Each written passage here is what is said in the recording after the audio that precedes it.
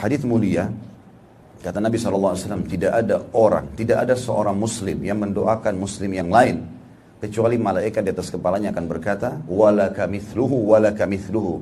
Kau akan dapat yang sama, kau akan dapat yang sama.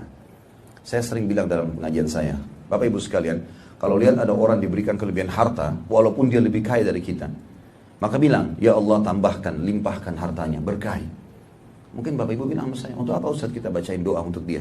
Dia sudah kaya kok. Sebenarnya kita sedang doakan diri kita pada saat itu. Karena malaikat di atas kepala kita mengatakan, engkau akan dapat yang sama. Engkau akan dapat yang sama. Doa kita sama Allah masih bisa diterima, bisa enggak. Doa malaikat diterima. Doain kebaikan, gitu kan? Doain kebaikan.